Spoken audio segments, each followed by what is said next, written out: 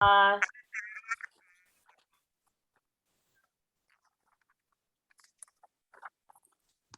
Okay. I never had that come up so quickly before. Okay, so we are going to be calling to order the Monday, October 4th, 2021 meeting of the Commission on Disabilities. First item is to take a roll call, verbal roll call. In attendance, we have Crystal Evans. Present. There you go. Robin Torpey. Here. Mary Russo. Here. Christina Zanidi. Here. Russ Forsberg. Here. Nicole Taub. Here. And actually, as a guest, we have, hang on, I believe it's Chief of Police Dubois. Is that correct? Yep. Here. Okay, great. Thank you. Okay, the first item that we'd like to do is everyone should have received the minutes of the meetings on your emails. If everybody could just take a few moments and we'll just take a look and make sure that we have everything there, and then we'll ask for an approval of the minutes of the meeting for September 13th, 2021.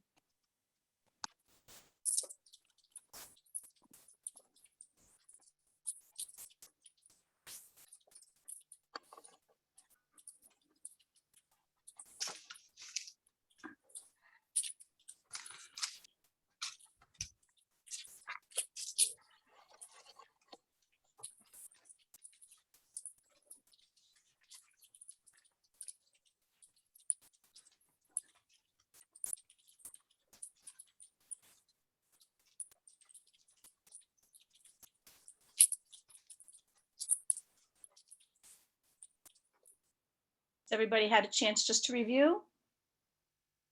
And do I have a motion to accept the minutes of the meetings from September 21? I see Crystal waving her hand. So Crystal has a motion. Do I have a second? I second it. Okay, Robin Torpey is a second. All in favor? We'll be doing a verbal roll call. First of all, Crystal, obviously. Aye. Aye. Mary Russo. Hi. And Robin Torpey. Aye. And Lynn Valencourt is aye. So the motion passes to accept the minutes of the meeting for September 21st. The next item on the agenda is the parking enforcement position within the Braintree Police Department. So we have Chief of Staff Taub and Chief of Police Dubois. And the other item that we did want to check on that along with the update is to just have a quick update on parking fines, if that's available at all, so that we know how much money is available in the parking fines fund. So I have that info if you want me to just jump in first. oh, sure. Why don't we do that? So as of June 30th, 2021, there's $54,854.70. But we have to remember that we collectively agreed to move forward with the Sunset Lake pathways, and that is $23,467.92. So the difference is $31,386.78. But again, this is only the 54,000 is only until June 30th of this year. Markland hasn't gotten the updated from June 30th on. I spoke to Kristen Engineering today, and the pathways are all set to be started within the next couple of weeks, and he confidently said that they will be done by Thanksgiving. So that's where we stand with that. Okay, great. And I am also imagining that while we have a $23,000, et cetera, for the cost that is initially anticipated for those walkways, depending on materials and other things that may come up, that number, as we understood, might have been a little fluid, that it might need to go up a little bit or down, up a little bit probably, based on if we could get all the materials and the work hours, et cetera, necessary to do so. Is that correct? Chris hinted that, this job for Tasco is, a smaller job. So it should be, fingers crossed, effortless from start to finish, time frame, materials, labor, etc. And he actually said I was being generous if I said, so, if it's done by Thanksgiving, he thought that was an over generous amount of time. So I think everything should be within, the financial time frame and, the work time frame that we're hoping for. Perfect, great. Okay, thanks so much for the update on that. And so we'll shift on over to Chief of Staff Taub or Correct. Chief of Police Dubois. And if you can go ahead and I believe that you have a small presentation for us. Thank you very much, Madam Chair. I just want to also note for the committee, I'm going to apologize in advance. As you can tell, this is not my home or my office. I'm coming to you live from East Middle School today, where I'm doing kind of triple duty for meetings. So when we are done with this topic, I'm not going to be able to stay for the duration of the meeting because I have to go into the school committee, but I didn't want to delay this topic any further because I know we've had some difficulty scheduling and it's definitely an important matter that Chief Du Bois and I wanted to come before the commission and talk about. I don't know that we have anything formal by way of presentation, but I know that there has been some discussion and some related concern that we are missing out on the potential enforcement of handicap parking violations because we no longer have a dedicated traffic enforcement officer within the police department. That is a position, that was held by a 19-hour-a-week part-time employee over at the police department. And for some time now, we haven't had that position filled.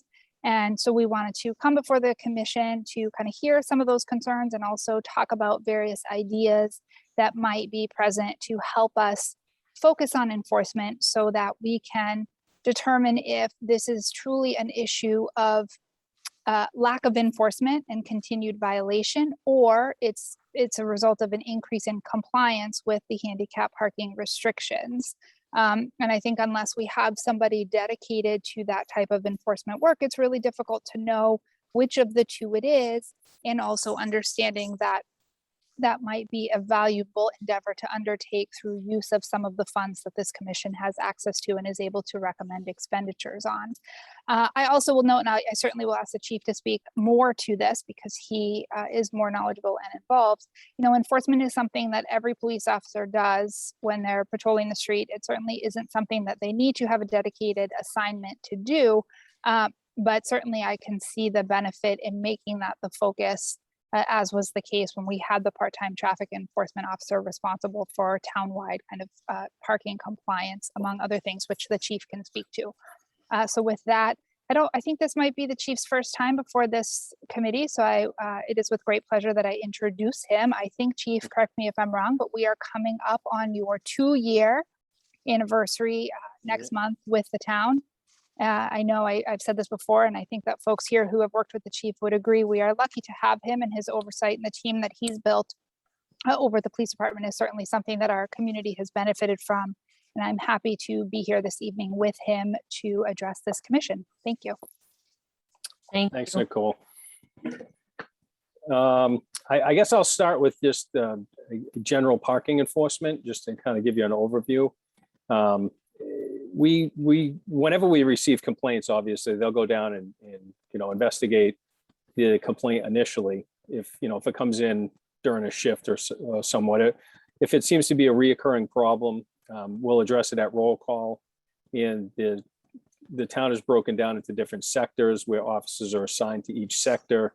And depending on where the complaint's located, we'll just tell them to keep, to check that specific location for continued violations.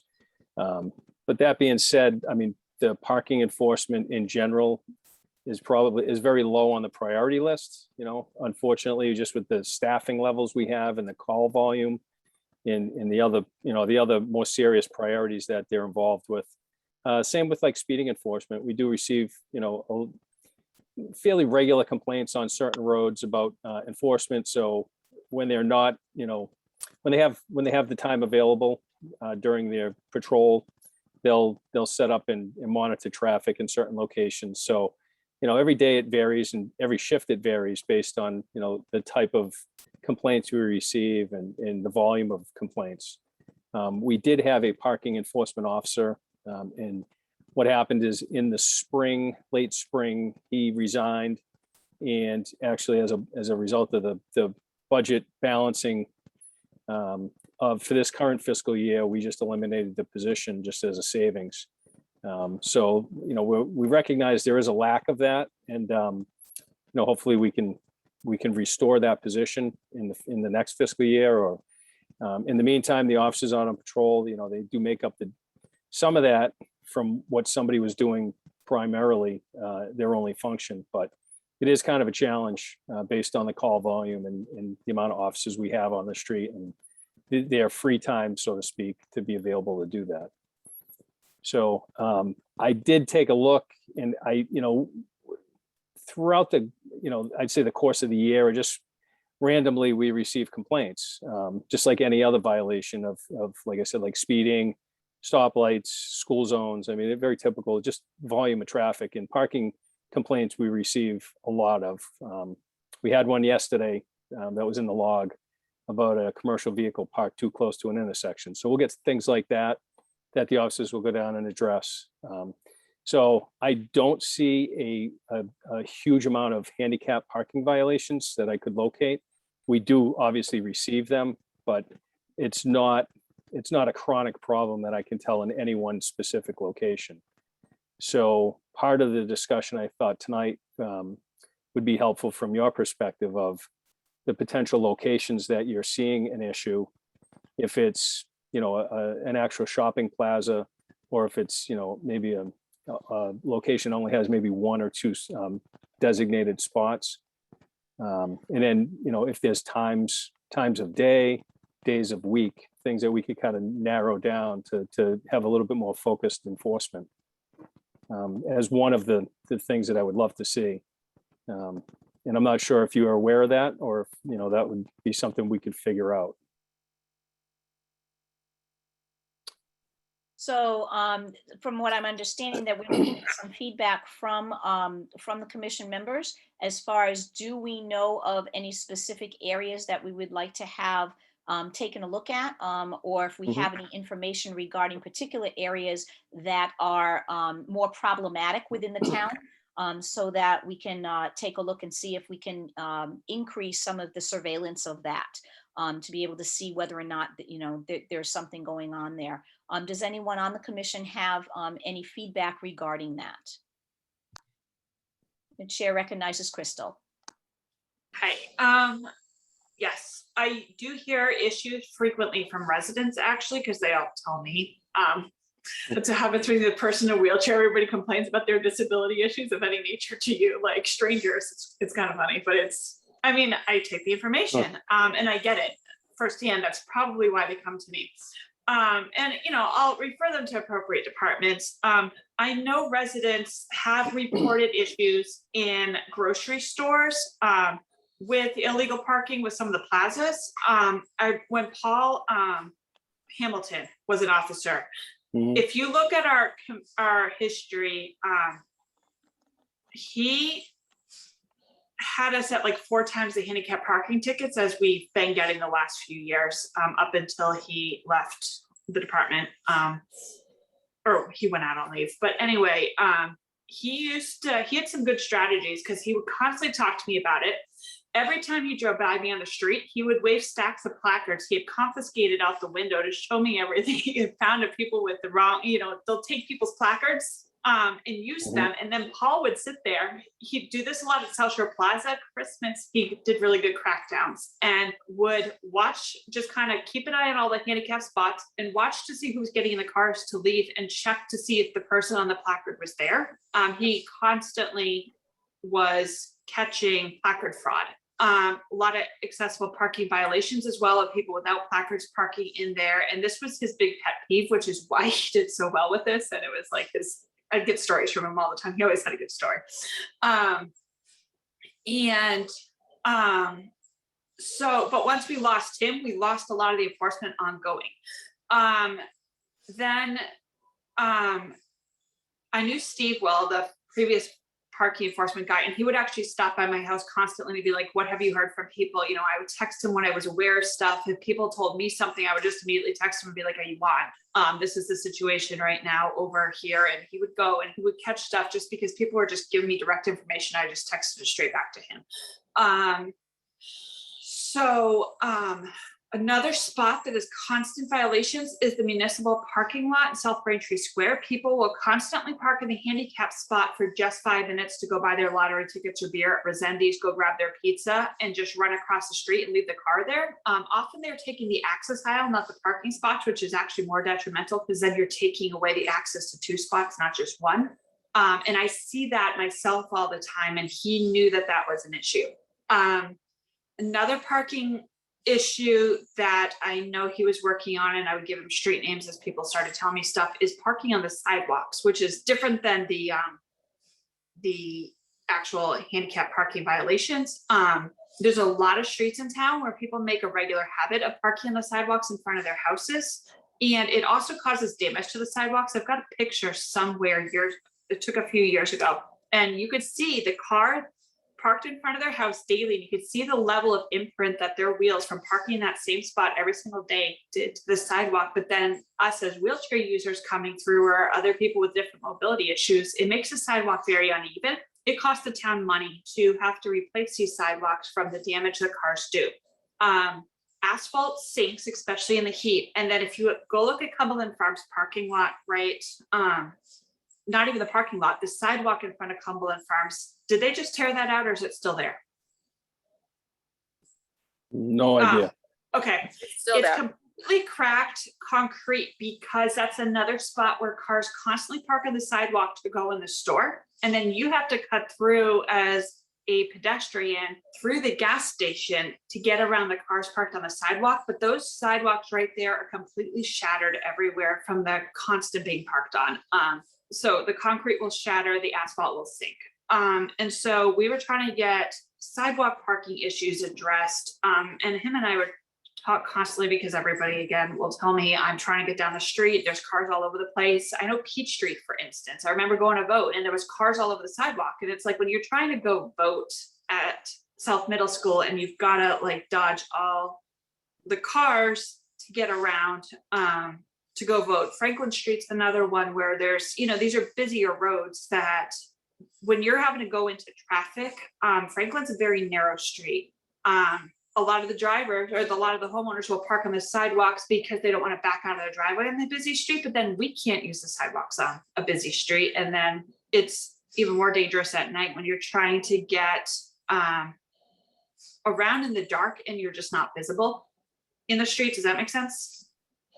Yep, very much And so. it's like, I've had to call for police escorts just to be able to get around parked cars on Franklin Street at nighttime, like when it gets dark early in the winter, just because I can't safely, the cars don't see me to stop. And then it's like, you got to wait for somebody to come stop the traffic just so you can get around the parked vehicles. And as a wheelchair user, I can't just walk around the grass. Like people have walkways. There's structures within people's yards where I can't just go through their lot. Nor should I really have to go through somebody's lawn to avoid their car. And I know a lot of people have talked about Franklin, the sidewalks there are atrocious just from the constant parking for years. The funeral home over there on Franklin, right near the lake, is also, when they have funerals, you can easily hit 20 cars parked on sidewalks during a funeral, if it's a big one.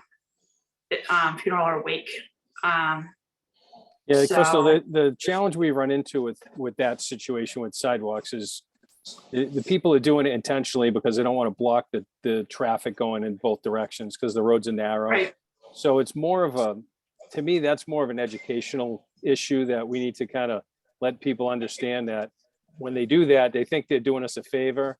And in turn, they're blocking, the pedestrian traffic. So that's definitely an educational issue than it, more than malicious or negligent Right, thing where they're right. just trying to get, Yeah, it's like, I don't know if they could use Sunset Lake if it's truly gonna be that big of a event. I mean, I doubt during COVID that this has been as much of a problem because I don't think people are having as big of wakes, or they're doing it longer to space people better. right. But I know that that was one of the areas that people would constantly like, can't get down Franklin Street. Mhm. And then once you hit once you hit funeral time, it's like you could easily get 20 or more cars, and there's just no way to get around there. And there are several people with disabilities in wheelchairs within that vicinity as well, that live there. So So what I'm Um, hearing from you, Crystal, is the emphasis that we'd like to check out is seeing as holiday season would be coming up, to actually check for the handicap parking at the mall, starting in another 3 or 4 weeks, actually, is when Yeah. the shopping would be happening. Taking a look at South Braintree Square and making sure that the municipal parking lot there, and making sure that those handicap parking places were all right. And then just taking a peek at some of the residential areas that, even though they do have narrower streets, to limit the parking on the sidewalk where that would be inappropriate to do so. Mary or Robin, do you have any other places that you are aware of that that you have concerns about the handicap parking? I have not noticed any. Okay, and Robin? Might have just- caught her off guard on that one. Okay. Then just really, I bounced out quickly. What did you say after the plaza and then the municipal lot? The municipal lot in South Braintree Square. And then And did you say then anything? along Franklin Street, there were Okay. concerns about parking on the sidewalks, and also in some of the smaller, Peach Street was another street that was mentioned. Okay. And along the residential streets that are more narrow, where people are parking on the sidewalk and not allowing for public access in order to do so. Okay, this keeps spitting me out. I don't know why, so I'm sorry if I'm asking duplicate questions. That's okay, not a problem. Okay. And Crystal, did you have another area that you wanted to have looked at for handicap parking? Yes, the library, I've heard a lot of complaints about the library parking issues, as well as people, when they're illegally using it, again, will take the access aisle, which is blocking the curb cut for people to get into the library, which is why people with disabilities are constantly, like, half these people aren't drivers looking for a spot, they're just looking to get into the building, and that's the curb cut. I know the police have recently caught people there from what I've heard, but I've heard this from multiple residents. I've gotten pictures, and again, this is when I would just text Steve and be like, are you on? There's an issue at the library right now. I've also heard complaints from parents of kids with disabilities of school buildings, having people just park in the handicap spots, and there are students and sometimes parents as well that actually need those spots, and other parents will just take it out of a convenience. Yeah, I've seen this come up over the years. Do you know whether or not that's happening mostly on parent-teacher evenings, or when there's events, or just throughout the school year? Even like during the school day, like when parents are doing pickup, other parents will just start taking the accessible parking when they're not disabled. And then there's a child who may need to be loaded into a wheelchair van, or a adult with a disability who needed the spot to be able to go into the building for one reason or another. So the schools, Yeah. school buildings Yes. also, okay. So Chief, does that give a pretty good idea of, I don't know if that narrowed anything down enough to be able to really focus, but I would think that one of the big things would be the schools, obviously, because school is in session now. But also taking a look, I do recall over the years that the malls, when it did start to come near holiday season, that they did tend to have a lot of, obviously everybody's looking for a spot. So a lot of the handicap parking issues did come up then. No, yeah, it's helpful. One of the things that if the committee's willing to look at is, one, potentially funding the parking enforcement officer position. If the, with the focus being handicapped enforcement, also they can do other enforcement, but if the money goes back to that fund over the course of the year, it was a part-time position. I don't have the money in my budget, but if there was money available, we could replace that part-time employee for, I looked at it today, I think it's 16,000 for the rest of this fiscal year. I think it was 22 or 23,000 total. If that replenishes your fund, it might be a break even, maybe, or close to it. And maybe over the next couple fiscal years, we could take back over, when the funding's available from the police department. Or, So it would be 16,000 from October to December? no, till next July, Oh, sorry. Okay, for the fiscal year. okay, yep, sorry. Calendar year, It's a gotcha. part-time position, 19 hours, no benefits. So it's strictly an hourly rate. And then we vary the hours based on complaints and availability for the one person. And then the other option would be also funding time. The typical officers get a 4-hour time block to do specific functions. So we have a state grant that, say, for instance, we just got for speed enforcement, or we have a pedestrian crosswalk enforcement. Those state grants are very specific, and we have to do exactly how they're worded. So we can't vary from that. But if the commission was willing to fund, a certain amount of 4-hour blocks, we could assign officers to just go out and strictly look for handicap parking violations or any other parking violations that you deem necessary. So we could focus enforcement on that, and that's a way to determine if there is an issue. Sometimes it's education, sometimes it's enforcement, or a combination of both. But those are two things that if the commission's willing to look at, if they have the funding available, that could certainly go a long way to help some of this. I think that, again, I don't know how long we would be able to do that into the future kind of thing. I personally have a little bit of a concern having an open-ended kind of thing. I think I would be willing to consider something for a period of time to determine if we had a dedicated person, does it actually increase the revenue? Because at this point, we're admitting that we're not really sure whether or not it's because there's not a person there, or because there has been, more education. And then just letting the other staff members know, taking a look at that. If we funded it through July of 2022, that would leave us with approximately about $15,000 right now, as from the amount that we have now, knowing that we also have other phases of the Sunset Lake project that may need to be funded from us. So just throwing that out there so that we can have a discussion about that and see what's going on with that, and just checking with you, Chief, to see if you have any comments regarding that. It's just an option that if it's available, it would be a way to fund that part-time position. Like I said, we had to remove it from our budget.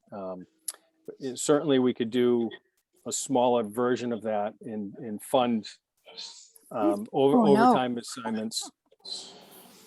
I lost my light. Um, Turn it back on. Okay. So, like I said, the other option would be a smaller dollar amount commitment from the commission to just, each 4-hour shift is about $225, depending on who does it.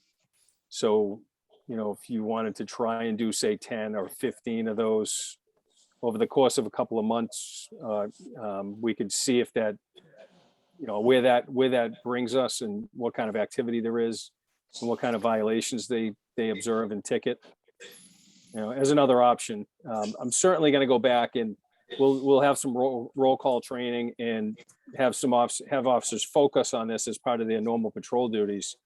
But that's different than having somebody simply focused on just doing this. If I may, through the chair, Sure. one of the concerns with making this an overtime assignment is the ability to fill it on a consistent basis. The chief mentioned staffing numbers earlier, and I'm not sure that that's going to have the effect that we're looking for. I mean, I wonder, Chief, if we could do a short-term contract with a parking enforcement officer, if we figure out what the cost would be for, say, 3 months. And as we're entering the holiday season, I think it's a good time to do it, because I think that's probably where violations are going to be greater, but I'm not sure it's going to give us the most accurate picture of that compliance versus enforcement. But if my recommendation, I think, would be to to figure out a dollar figure that this body would be comfortable with to make a recommendation and figure out how many months that would buy us on some type of a short-term contract so that we have somebody designated to do this as opposed to, you know, having overtime shifts that may or may not get filled during that time frame. So, and just For a moment, Chris, just double checking, is it possible to have a position that wouldn't necessarily be 19 hours since I know that 19 hours was what it was before, but would it be possible to fill it at less hours, certainly in the double digits, but not necessarily close to the 20, or does that 19 so that there's some other benefits or some other thing that has to happen? No. 19, I don't believe triggers any benefits. It's anything over 19 that triggers benefits. right. So just from our perspective, it's obviously finding somebody willing to do that. We do have a kind of a pool of retired officers that we call special officers that may be interested in doing something like that for a consistent basis. So I would think we'd have somebody that we could, you know, if it's 10 hours or 15 hours, you know, we could probably find someone to do that from now until, you know, 3 or 4 months short term versus trying to hire somebody for the rest of the fiscal year. Crystal, Chair recognizes Crystal. Yes, couple questions or suggestions. I think that one of our most critical times would be the holidays if we want to test this. I looked a couple years ago and brought this up a few years ago of what other commissions do around this because some have funded these officers. An example was actually Burlington, which is very comparable to Braintree in that they have another major mall up there and they have a lot of shopping centers, which is a similar dynamic to Braintree. Like this wouldn't work well for like Weymouth to do. And I've talked to people on Weymouth Commission who are like the same. They're like, you guys have advantages of shopping centers to get more revenue from parking tickets than the Weymouth Commission to actually fund an officer over violations just because they have less businesses than we do where they're seeing less numbers. But Burlington had done this. I think they were just, if I remember correctly, just doing it 3 months a year around the holidays. And it was also giving the COD enough revenue to, you know, number one, make it worth the cost because then all the parking tickets come right back into their budget. And then, you know, it just improved the access at stores, mainly during the holidays. What other commissions have done, which can be done in Massachusetts, I've brought this up as well, is members of the community, including Commission on Disability members, can be deputized to be handing out tickets when there's violations. And I know there were several communities, I'd have to look back through my records as for which ones, but I found a list of communities in Massachusetts who have deputized their commission members to be able to do parking enforcement as well. And that's a volunteer position where there's no expenses involved. Your face. What is your thought on that? I have thoughts about it too, but I'm just curious what your take is. You're Chief? asking me? Oh, okay. Yes. I would not be in favor of that. There's probably a lot of unintended consequences for the person volunteering for that. That's I personally wouldn't want to do that, especially as a wheelchair user. I look 10 times more vulnerable, but I'm like, I wouldn't want to confront somebody and I don't have the personality to handle that. I'm too nice. And if they get mad, I'm screwed. But I have like legal liability concerns around something like that too. I just feel like I have to say. I just noticed when I was researching this several years ago that this is something that is done in Massachusetts by other towns, but as a commission member, I would not be comfortable with it. I mean, I don't know if there are members who I think we can pretty safely determine that we probably don't want to do that in Braintree, and it may be an option somewhere else, but not here. Yeah, and I especially wouldn't want to. Let's take that one off the table and sort of move on a little bit on that. Yeah, I've just seen it as something that's out there for Massachusetts commissions, and I'm like, you know, but I was like, I could put this up to other members. But yeah, I think that doing something even short term through the holidays would be beneficial, especially given the information Paul used to tell me about what was going on in different dynamics around holiday shopping.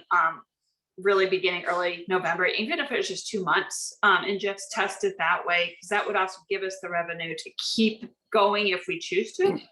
But my second question in this, is it possible, this might be more for Nicole than the chief, but is it possible if we had parking enforcement, would this person be allowed to enforce more than parking? I'm thinking that because we have an ordinance for snow removal for businesses, could this person double the role of enforcing the businesses that are not clearing sidewalks as well as parking? Just because if they're going to be out driving around, they're going to spot that too, and it's one less thing for building department to be handling for enforcement.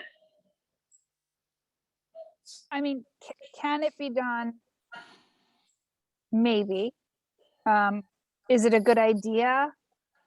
I think it's a different, I think that would require more discussion.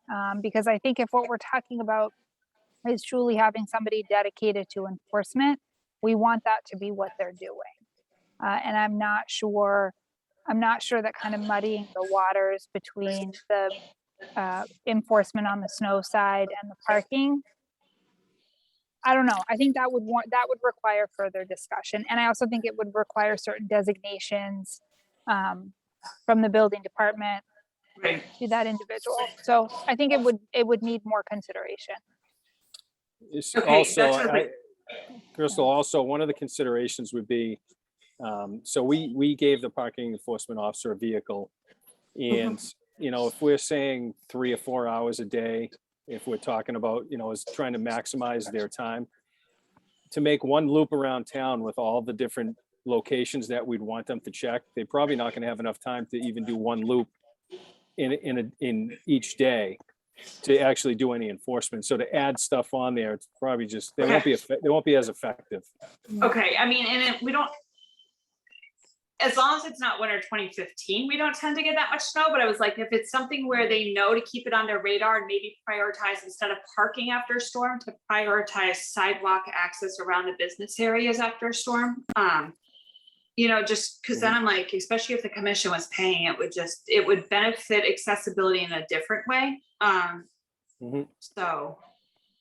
Well, I think with this, if the commission was in favor of doing this, I think I'd rather have them focus strictly on identifying if there is a problem. And we can move from, you know, we can look at it later if we want them to do additional things. But if we do like a pilot program, I'd say let's just hit the parking violations, you know, as a focus and see where that brings us.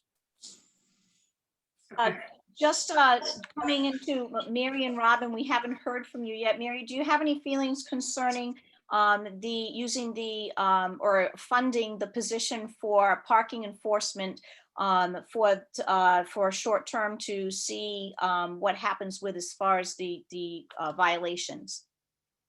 No, I think it's a great idea to do a pilot program, try it out for 3 months, fund it and see how it goes. You know, I personally have not noticed many issues around town with handicap parking, but I'm definitely in favor of funding the program for 3 months and see what it brings us. Would you wish to have something that's at 19 hours or a little bit less to see if we can go a little bit longer? Or would you want to go for that amount of time? I don't know what the minimum amount of time is in order to be able to get to parking places each day. That may also be a factor. But would you prefer to shorten the hours that we pay for per week and have it go for a longer time, or shorten the amount of time that we do it and fund it for the 19 hours? You know, that's a tough question because I'm not sure how long it takes an officer to do the rounds, and, you know, and then you also want to make it worthwhile for someone to be hired to do a certain job. If they're only going to give them 5 or 10 hours, you know, I don't know if that's going to be an adequate amount of time. I thought 15 hours might be a good goal to reach. I don't know what your thoughts are, but I thought 15 hours was good.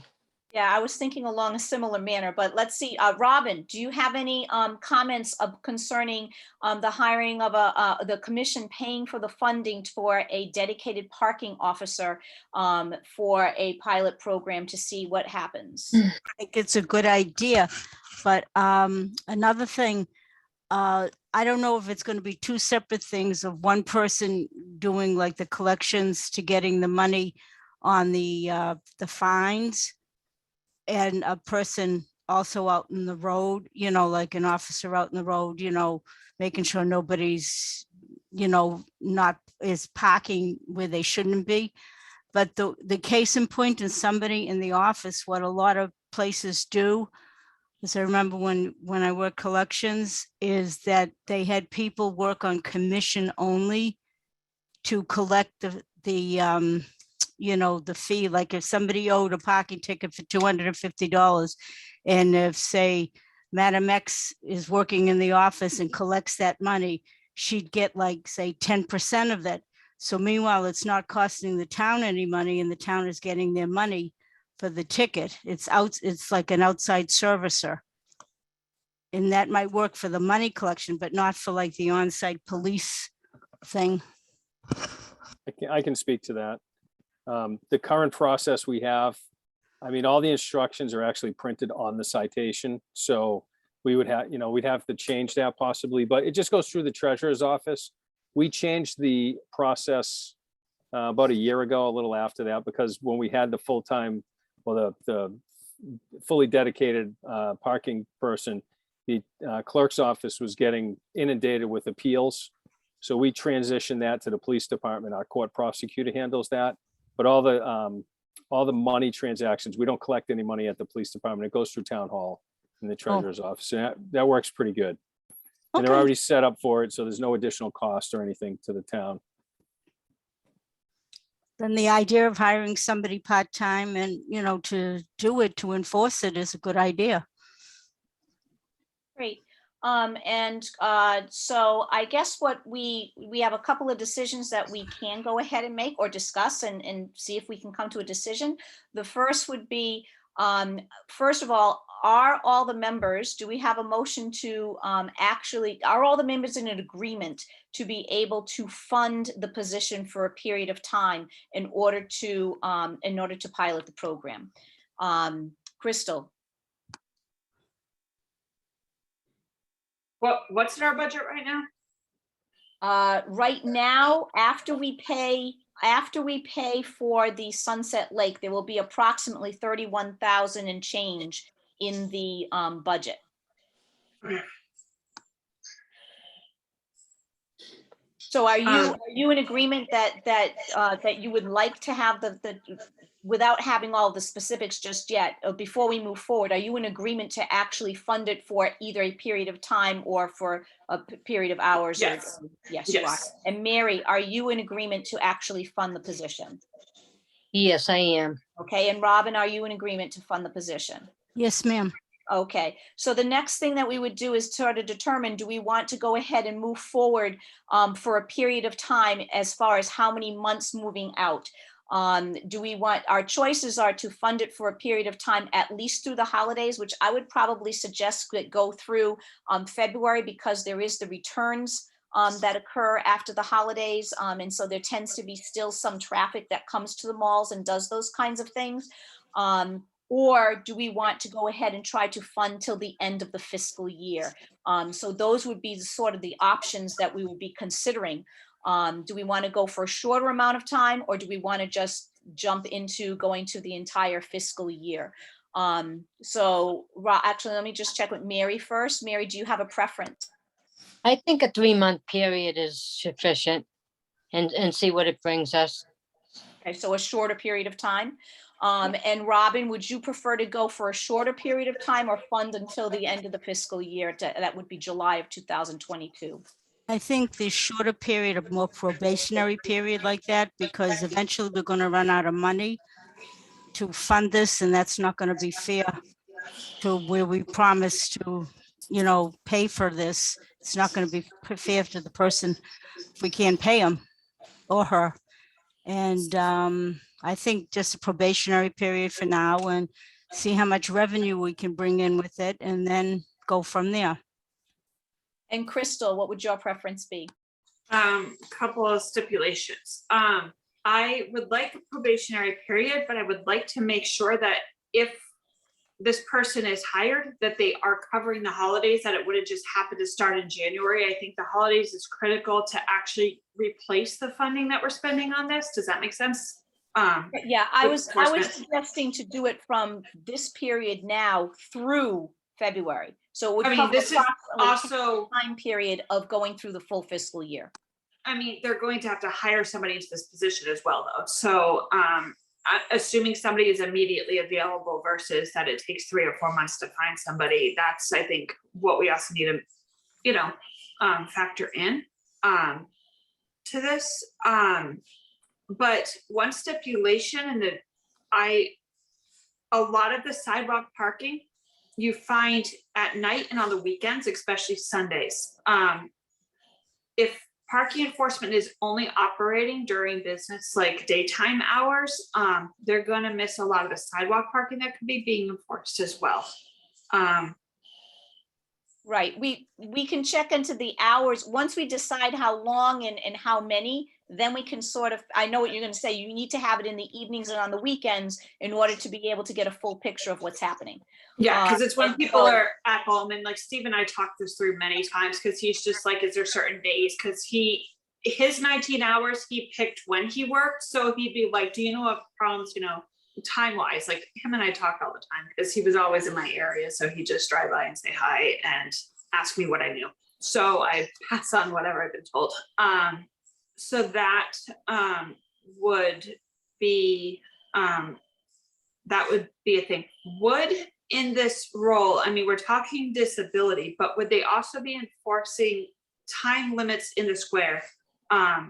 Which can be a disability issue if people with disabilities cannot find parking because people are holding it up for hours. Well, Crystal, right now, it is whether or not they do that dependent upon your answer as to whether or not you Yes, want it yes. to be short-term or longer-term? Well, Right now, we're just focusing on, do we want to go for full fiscal time period or partial? okay, Well, we can Okay. get into the other stuff later. We're Okay. trying to narrow it down to have everybody agree. I think we need to start partial and reevaluate in January. Okay, so far, and Nicole, I noticed that you had your hand up. You wanted to interject. Certainly, go ahead. I just think a couple of comments. Looking at kind of busy season, I think, Madam Chair, to your point, into February. So if we're talking, it's October 4th, not unreasonable to have somebody in the position November 1st, which will hit us right before the Thanksgiving rush and the holiday rush. So if you think about November, December, January, February, right? That's a 4-month window. Going into February might also give you a sense of what was holiday rush versus what's more of the norm to create kind of a more reliable data set. And the chief, please correct me if I'm wrong, but it's a parking enforcement. And so while there would be a focus on the handicap violations and the concerns brought forward by this commission, the person would certainly have the authority and ability to enforce all parking related violations, including the time standards in the squares and in the municipal lots. So that, there would be presumably a combination of enforcement. I would caution this commission on spending too much time talking about specifics like days of week and times of day.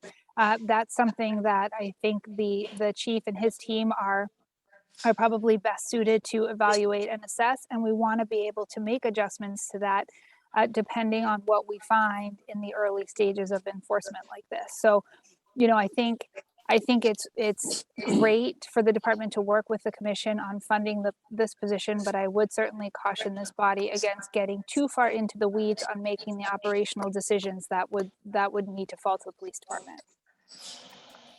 Thank you very much, Nicole. I think what I would propose, and we can see if we can have a motion, if we know that we would like to do a provisional shorter term through the month of February, so finishing up on February, I don't know if it's 28th or 29th this year, but going from November 1 through the end of February, we can certainly go for making a motion to fund the position. I don't know how much, I don't know if anybody has their calculators handy or who knows how much this person would be making, et cetera, how much that would actually sort of in total. I'm assuming that it would be that it would be somewhat less than the 16,000, probably running somewhere closer towards the 10 to 12,000 area, that we would be earmarking for that, and trying to fund it for, we can decide if we want to say 15 or if we want to say 19, I 19 hours per week. I think, Madam Chair, just using some quick math, I think it's even going to be less than 10,000 if we use the rate. If we use the rate paid to the previous traffic enforcement officer, I think a 3-month period is going to run you between 5 and 6. So I think it's probably at around 8,000 or less. My recommendation for this body, if it is so inclined, to set perhaps a not to exceed amount for a 4-month enforcement period. And if it looks like that's not going to be enough, or it's too, if it's too much, obviously the excess will come back. If it's not going to be enough, we can schedule it out so that it stays within the parameters. But I think Chief, tell me, I think 8,000 is probably going to cover 19 hours a week for 4 months, but I'm not the financial wizard by any means. I just, I agree. It's a little bit of flexibility would be helpful because we can vary the hours to maximize the amount we have. I think I just looked at $450 a week times the 16 weeks, it's 7,200. So I would say 8,000 would be plenty to cover everything. And, we can, even with the days a week, that's stuff that we vary. It's going to depend on who gets hired, who's doing it, their availability, because they're all, it might be different. It's not going to be 7 days a week. So it's going to be helpful for them to kind of vary their days and the hours. If we do some evenings, some daytime, and hopefully some weekends, with a maximum, say 15 hours a week, but based on a not to exceed amount, we can maximize the hours that they work every week. Okay. Does anyone on the commission have any specific questions or any concerns regarding making a motion this evening to fund a dedicated officer for handicapped parking for the time period of November 1 through February, whatever the last day is this coming year, for an amount not to exceed $8,000 or $8,500 for that? Does anyone have concerns about making a motion, or would they be agreeable for someone to make a motion? I just have a quick Oh, sure. Go ahead, Mary. question. When we had a traffic enforcer, whether it was last year, I'm not sure how long he's been gone. Did the data that there was in a period of time that we need to finish? I missed that, but Yeah, did he- Mary, you appear to be breaking up. Is there a conflicting item in the background there, or a conflicting phone? no, in the office. by myself. There was a traffic enforcer officer, correct? Yes. Was there an excessive amount of violation that one do this in the past? Yes, there was. There was. So, Jenny, I know parking and handicap, they forget to put their placard in. They generally have one. They just forgot to put it in. They feel it, and then it goes away. But with all that said, there was an excessive amount. From what I'm understanding or what I can hear from you, you're wondering if we would still have that appeal process going on in case there was a reasonable explanation or somebody made a mistake with their placard. And would that still occur if we have this position? Is that correct? Yeah, I just want to know if there was, I had a question. With those type of cases, the actual violations with that amount of violence, genuine violations, opposed to someone making a mistake by forgetting to put their placard on. from what I'm understanding, if it was simply a mistake and they call the police department to say, this is a mistake, I have my placard, and the placard, the police department knows that they have that placard and they can produce that, I would assume that that violation would be taken care of, like they wouldn't have to pay the fine. But I don't know, because I'm not the police. I'm just checking. Maybe Chief, you can answer. If somebody had that mistake happen and they called in for an appeal, would that be, I don't know if that's a question that we should be answering here tonight, but if it is a concern that you have. Yeah. No, Yep. that was. They're totally, I- sorry, Mary. Yeah, That's the appeal process is detailed on the citation, and that's why we moved it to the police department. So we weren't burdening the town hall with all the appeals. So absolutely. And if there's been several cases where somebody forgot to put their placard up, came right to the police station with the citation, and we just took the citation and voided it. Versus an appeal is a formal process where they present their side of the story and why they did what they did, and a hearing officer would make a determination. But yeah, we're out to make sure that people don't park in handicapped spots or parking violations. That's all. Okay, thank you. All right. Can I just say something? A lot of Absolutely. I was times, just about to ask you if you have any concerns about funding the position for $8,000 or $8,500 through the time period of October through the end of February. no, that's fine with me, but can I just say something else about the subject Mary just brought up and Chief Dubois just discussed? A lot of times you see, like everybody is supposed to put the handicap thing up on their rear view mirror. Sometimes with these new rear view mirrors, the thing doesn't fit right. So it gets, you could have it on the dashboard. I've seen people actually leave it on the armrest, and it's still visible. It's just like not right top visible. If somebody would see it, they would know that it was there. Because I know that happens quite often. It's just like you lock the door and you forget your keys are in the car. And but no, I'm for that. I think it'll be a good help. And it just like the old days of meter maids. I see a chuckle coming there, but the old day of meter maids, and that's what you got to do. Okay, so you would agree with making a motion, and then Crystal, do you have any concerns? Or would you be in agreement as far as making a motion this evening for the funding of that position?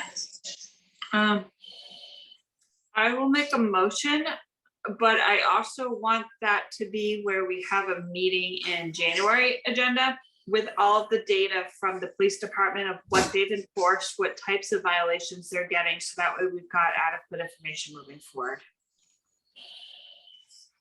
Like parking on sidewalks versus accessible parking versus blocking curb cuts versus fire lane. So we'd be looking to have a meeting with the police coming up in the January, or before we would determine whether or not we would do more moving forward, to be able to have the data presented to us concerning the parking violations and what would happen, so that would be an expectation of our fulfilling or funding for this position. Yes. Is that for Nicole or Chief, does that seem like a reasonable thing for us to request, and would that be a possibility of doing? Yes to both. Can we get some clarity? Because I'm hearing, I just want to make sure we're talking about the same time period. So we would be looking at a 4-month period, November 1st to the end of February. Is that right? So when we're talking about coming back, would we want to come back? I would suggest perhaps at the March meeting, which would, or do you not want to wait until the pilot is over?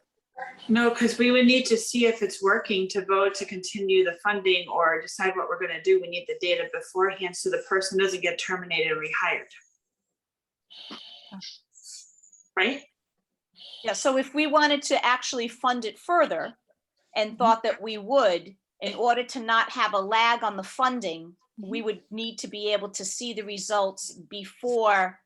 We'd have to see it in February, the beginning of February meeting, and then make a decision at that February meeting to fund for March moving forward. So we would have to have it, rather than have the presentation or the information in the March meeting, we would need it in the February meeting so that we have a continuous funding for the position and not Sure. run the risk, as Crystal said, of having that person not have a period that is not funded at all. Sure. So February, with the understanding it would include November, December, January data. Well, my only concern is like, if we don't have quorum, what happens in February? That's why I mentioned January. I was just thinking ahead to just start looking at the data so we know what we're moving towards, because if 2 people happen to be out sick on the COD, then we, I guess the only downside would be you'd only have 2 months of data, and part of that would include the, you know what I mean? So I'm just not sure how valuable that would be. okay. Excuse me, quick question. Does this also include monitoring like Stop and Shop parking lot and Shaw's parking lot? Or handicap parking. Yes. And also for when, over near CVS, a lot of people park right at the curb cut. And they're parking there waiting because there's no spots, because the first spots are handicapped spots. So they're basically blocking that for an elderly person with a shopping cart, somebody with a wheelchair or a walker. That you see all the time. And it's like, it's a common thing. Nobody even does any, and they sit there like it's, you know, they're not doing anything wrong. Yeah, I have that happen a lot. Grove Street over at that plaza by the CVS, actually, the last time I was there, I couldn't get on the curb cut. I had to go all the way across the parking lot to get on at a different point. Happens all the time in front of Plaster Fun Time. That's one of the few curb cuts over in that plaza, at Pearl Plaza. So I'd like to interject here, because we're trying to move forward as far as finding out whether or not we have a motion to move forward. And we have already discussed the areas. If there are other areas that we would like the police to be able to consider, we can certainly forward those and send them to Christina in an email, or we can email that. But in order to move the motion forward and move the meeting forward, we do need to go ahead and if we've decided that we do want to make the motion, actually make a motion to be able to fund the position and decide. And if it comes to areas that we would like to have concentrated on, we can certainly make a note of that, and we do have time to forward that to the police so that they can make sure that that information goes to the individual that is going to be in the position. So Yeah, at this I'm here, time, guys. I had to call in. I kept getting kicked off. I'm so sorry. that's okay. I saw your thing. So your phone number or you, and it's not a stranger. It's Christina right over there. So thank you so much, Christina. Sorry. Sorry. That's okay. So what we are looking, would like to have a motion put forth for the Commission on Disabilities to seek approval from the town council in the amount not to exceed, and we can decide 8,000 or 8,500. I think 8,500 might give us a little bit more of a cushion. But in the amount not to exceed $8,000 to $8,500 for the funding of a dedicated police officer for parking services for the town of Braintree. Do I have a motion? I make a motion Okay. to accept it, yeah. Okay, so the motion would be for for a proposal to go to town council for the approval of the funds for the Commission on Disability for funding in the amount of, and here's what I want to ask, do we want to say 8,500 or 8,000? Why don't we make it between 8 and 85? Because this is our first year of trying and we don't know what it's gonna. We probably want to, if $200 isn't going to make, is not even a 4-hour. $500. Yeah, well, you want to say 8,000 or 8,500? How about 82? Go in the middle. I'd either say 8 or 85. We're gonna Then like go make 8. the jump. So what would people like to do? Robin, which would you prefer, 8 or 85? Well, 8, because we need to make sure we have money to pay this person. Okay, and Mary? I would say 85. Okay, Crystal? I would say 85. Okay, I think Robin, that if we do go with the 85, I think it's certainly less than the 16 that we had taken a look at. And that still leaves us $23,000 or so that we can go ahead and use for the projects, and more income will be coming in. That's fine with me. That's fine Okay, with so we're me. gonna go 85 for is good. the amount of 8,500, not to exceed the amount of $8,500. Do I have a motion? Do I have, I have a motion from Robin. Do I have a second from a member? I have a second from Crystal, and now asking for a verbal from everyone. Crystal, do you agree to the motion? I do. Okay, Mary, do you agree to the motion? Yes, Okay, Robin, do you agree to the motion? Yes, ma'am. And Lynn Valencourt is a yes. So we will be funding the position for a period until, from November 1 until the end of February 2022, in the amount not to exceed $8,500. And we'll be bringing, we do have to ask for approval for that from the town council. So we will seek that, and there we go. Is there any other things that we can help with or that we need to do, Nicole? I'll say, Madam Chair, first, thank you very much. I think this is a great opportunity to partner this commission, the police department. I will note that this needs to go to the mayor first for his approval as a recommended expenditure of the handicap parking funds. I expect this is a project and an initiative that he will be fully in support of. And so then we can carry that through for the necessary approvals, and at the same time getting the position filled in anticipation of the funding. So I want to thank this commission for bringing this important issue to our attention, and the chief for taking the time. And I'm going to apologize, but I'm told I had a 15-minute warning about 20 minutes ago. So I'm going to sign off, but thank you very much, everybody, for your time this evening. I thought this was a really fruitful and helpful discussion. Bye, Thank you, Nicole. Crystal. Be safe. Okay. So Chief, do you have any other comments or any other needs on this particular topic? No, just thank you very much. I appreciate it. And I'm looking forward to getting it started. And the statistics and all the data that you need be easy to produce. And, I'll get those to you pretty timely, and look forward to presenting it to you in early February or late January, or, the next meeting that you want to set. So, Okay, thank you very much. okay. Christina, you. can you put down in the notes that we're going to plan on having a meeting with the police in February to go over the data, so that we can just make sure that that's in our calendar. I will. All right, perfect. So we are on to the next item. Thank you so much, Chief Dubois. The next item is a South Braintree Square Local Rapid Recovery Plan. And so it says that there is a No, counselor. sorry. We didn't have time to get that together. So that's not on the agenda. Oh, okay. Sorry about that. So we are all set there. And I think that, seeing as it's about 7:38 and we've done a major motion there, Russ, did you have any other items that you needed to let us know about, or have any updates regarding anything? Grief. No, Sorry, I not, forgot not to this send it. time. Okay. And Christina, do you have any updates regarding anything as far as follow-ups from things? Just the Sunset Lake thing. I'm sorry, I keep getting kicked off. It's okay. I don't know what's happening over here in Weymouth. Just the Sunset Raining Lake. out. Yeah, my computer's spazzing out.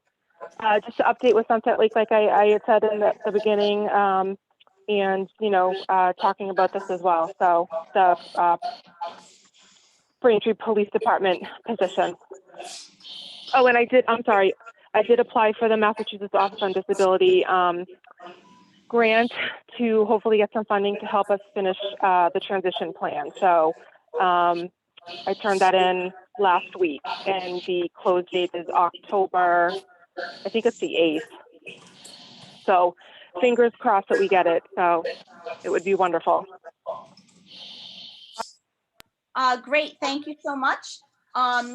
What I would like to do, if anybody has any other issues that they wanted to have brought up, if you can actually email them in, that would be great. Crystal, it looks like you have a question regarding something. Can I answer a I question? do. Actually, I was asked this. I said I would ask tonight.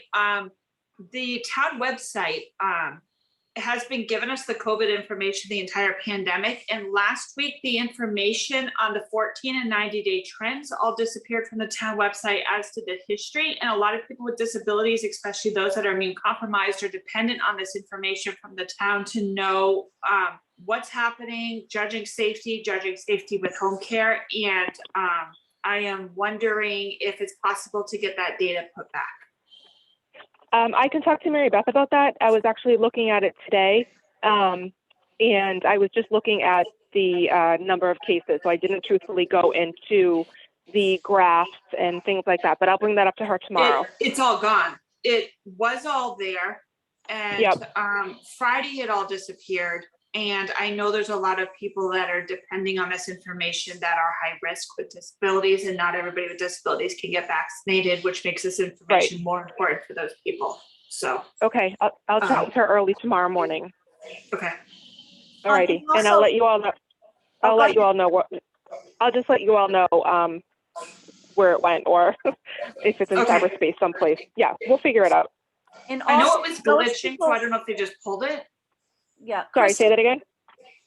For I know that those it was people that- glitching. Wait, are you, who? You're talking to me, Crystal. Christina, right? Yes, Yeah, I'm sorry sorry. to talk to you, Crystal. Okay. Yeah, So sorry. for all of those people who are in communal living, or they want to know if there, how many cases they have, or healthcare workers, you can go onto the state website, and when you go onto their dashboard, they will list it not only by town, but they will also list it by facility.